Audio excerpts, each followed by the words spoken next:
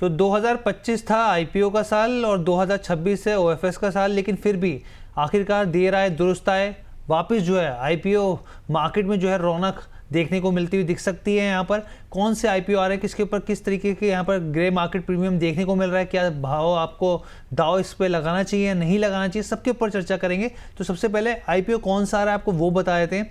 तो देखिए आईपीओ का जो नाम है वो है यहाँ पर CMR ग्रीन टेक्नोलॉजीज। सबसे पहले आपके सामने तारीख बता देता हूँ मैं यहाँ पर। देखिए 3 जून यानी कि कल वेडनेसडे को, बुधवार को खुलता हुआ दिखेगा। फ्राइडे की बात करें 5 जून को ये क्लोज होता हुआ दिखेगा। अलॉटमेंट की बात करें तो 8 जून को सोमवार को अलॉटमेंट आएगा और लिस्टिंग डेट जो है वो वेडनेसडे यानी कि 10 जून को होती हुई दिखेगी। आगे मैं बढ़ूँ उससे पहले कंपनी के बारे में बताया तो मैं आपको, कंपनी आखिर करती क्या है। देखिए 2005 में एस्टेब्लिशमेंट हुआ था कंपनी का। नॉन फेरस मेटल रिसाइकलिंग जो है ये कंपनी है यहाँ पर, नॉन फेरस रिसाइकलिंग को लेकर ये सेक्टर से, इस सेक्टर से जुड़ी हुई है यहाँ पे। और एक और इम्पॉर्टेंट चीज़ आप समझ लीजिए, सेकेंडरी एल्यूमिनियम बाजार में इसका सबसे बड़ा मार्केट शेयर है। अपने आप में जितनी इसकी जो पीयर्स कंपनी है उससे 4 गुना अधिक जो है यहाँ पर आप मार्केट शेयर हिसाब से देख सकते हैं। यहाँ पे दुनिया की प्रमुख जो एल्यूमिनियम रिसाइकलिंग कंपनियों में से एक है यहाँ पे। और एलॉय, जिंक, इसके अलावा दूसरे मेटल जिसमें कॉपर हो गया, ब्रास हो गया, स्टील, उन सब की रिसाइकलिंग करती है यहाँ पे। अगर आप इसकी कैपेसिटी की बात करेंगे 2026 तक देखेंगे तो 6.1 लाख MTPA देखने को आपको मिलेगा यहाँ पर अपने आप में, जो कि नंबर काफ़ी बड़ा है यहाँ पे।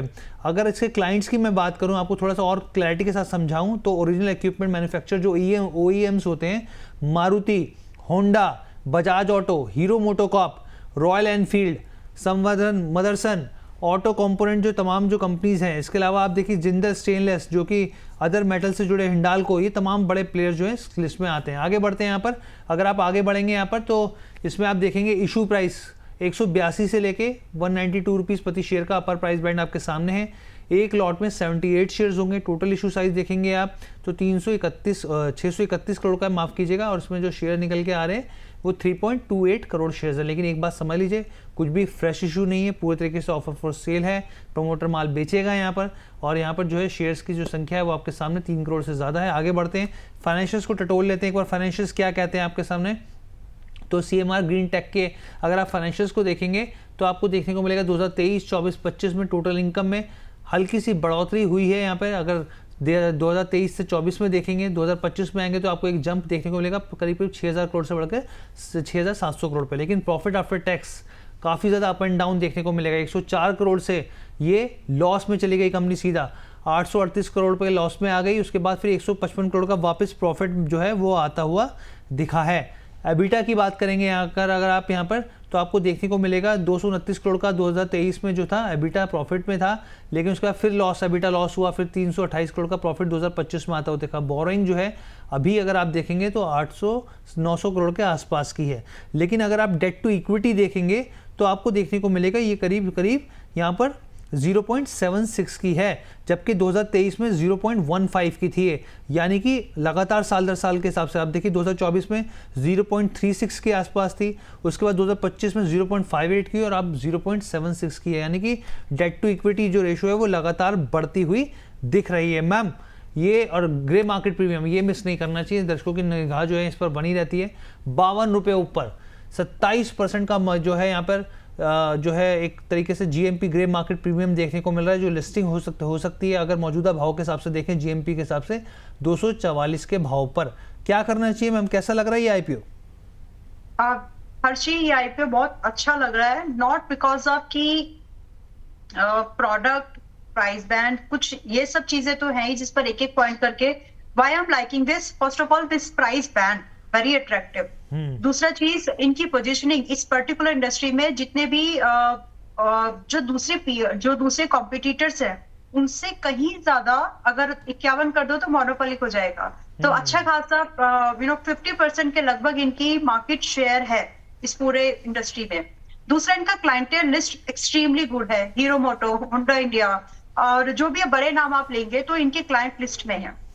इंपॉर्टेंट बात क्या है कि ये जो प्रोडक्ट्स बना रहे हैं मोटर इंडस्ट्री में, स्पेसिफिकली OEM के लिए जो प्रोडक्ट्स जाते हैं उस प्रोडक्ट को रिसाइकल्ड करके ज्यादातर ऑटो इंडस्ट्री को देते हैं। And why this is a good thing.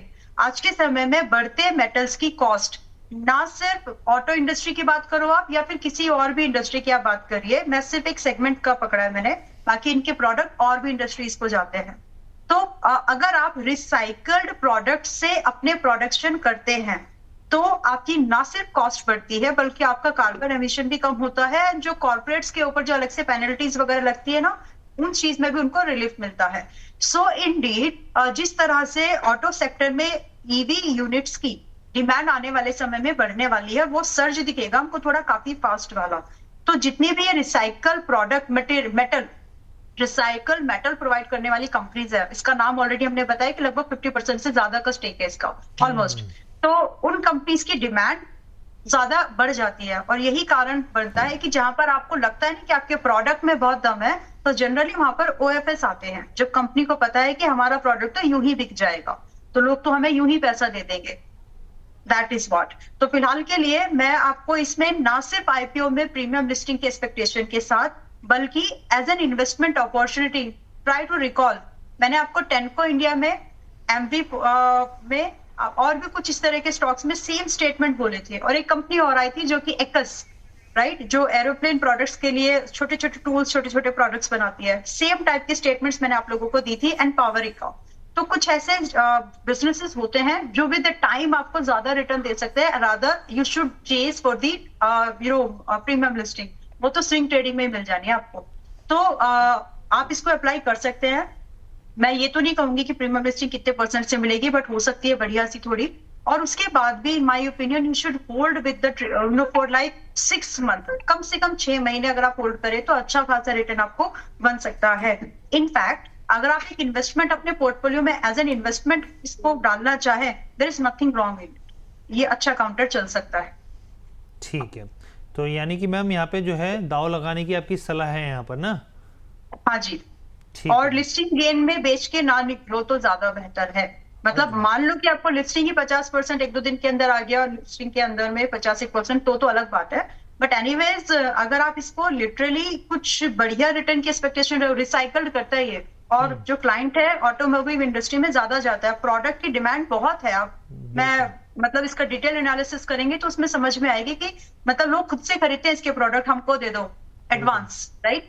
तो वैसा प्रोडक्ट है जो कि इंडस्ट्री के साथ साथ काफी अच्छे ग्रोथ पर बढ़ सकता है। व्हाट इज गुड थिंग कि जो छोटे साइज की कंपनीज होते हैं ना, वहां पर आपको मल्टीफोल्ड रिटर्न देखने के लिए तुरंत मिल जाते हैं। तो ओएफएस के बाद थोड़ा बहुत असर हमको शायद सेकेंडरी मार्केट में प्रॉफिट बुकिंग जरूर देखने के लिए मिलेगी, but as I said EV sector में स्पेसिफिकली मेटल की डिमांड अचानक से सर्ज होते हुए दिख सकती है, बढ़ते हुए दामों की वजह से रिसाइकल प्रोडक्ट की डिमांड बढ़ सकती है। तो ये दावेदारों में एक आएगी। बिल्कुल इंडिया, और मैं देख रहा था यहाँ पे जो ब्रेकअप होता है रेवेन्यू का, प्रॉफिट का, तो इंडिया में नहीं बल्कि जो आउटसाइड कंट्रीज़ में भी जो बहुत अच्छा ब्रेकअप यहाँ पर देखने को मिल रहा है ऑपरेटिंग रेवेन्यू के हिसाब से भी यहाँ पर। ठीक है मैम, तो मैम मुझे लगता है आपको जाना है यहाँ पर, और बहुत अच्छे से विस्तार से अपने तमाम जानकारी हमारे दर्शकों के सामने रख दी मैम। जाते जाते बस एक छोटा सा आंसर, क्योंकि दर्शक जो है पूजा जी, उन्होंने धनराशि भेजी है मैम। हेक्सावेयर टेक के ऊपर ये जानना चाहते हैं, 585 की बाइंग है, और लोटस डेवलपर के ऊपर 185 की बाइंग है, 300 शेयर्स हैं। कह रहे हैं कि कितना समय रहना चाहिए, how much time it takes to hold और द सेल और एवरेज? अच्छा, हेक्सावेयर तो अभी तो आप होल्ड करिए, यहाँ पर अभी आपका टाइम तो लगेगा, बट मैं आपको अच्छा भाव बताती हूँ कितने आ सकते हैं, फिर समय की बात करेंगे। 610 से लेकर के 720 मुझे लग रहा है जल्दी आ जाएगा, और समय 3 महीने से ज्यादा नहीं लगना चाहिए आइडियली।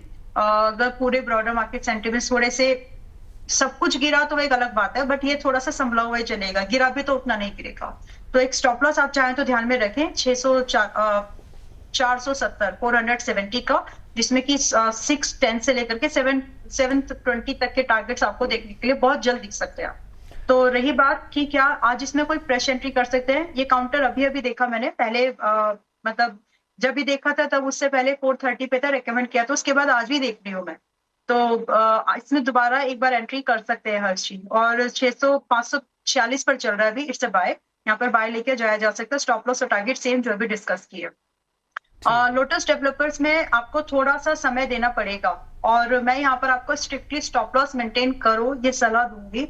डिसीजन आपका होगा, आप करेंगे कि नहीं, क्योंकि करेंगे तो नहीं, आपकी बाइंग के हिसाब से इसने जो लो बनाया था 100 समथिंग का भी बनाया, लेकिन आपने एग्जिट नहीं लिया। सो आई अंडरस्टैंड कि आप एग्जिट करोगे नहीं, बट स्टिल एक सिंसियर सजेशन होगा 130 रुपए का स्टॉप लॉस आपको मेंटेन करना ही चाहिए, ताकि जब तक ये ब्रेकआउट नहीं करता, देखो 152 रुपए का जो मोस्ट रिसेंट रेजिस्टेंस रेंज भी है एंड पुराना एक ऐसा भाव भी है जहां से स्टॉक एक्चुअली काफी टूटा था, तो 152 के ऊपर इसका ब्रेकआउट करना जरूरी है प्राइस वाइज। इसके बाद आप चाहें तो 170 190 के टारगेट का वेट कर सकते हैं, बट जब तक ये नहीं होता तब तक थोड़ा डाइसी है, 130 का स्टॉप लॉस रिक्वायर्ड।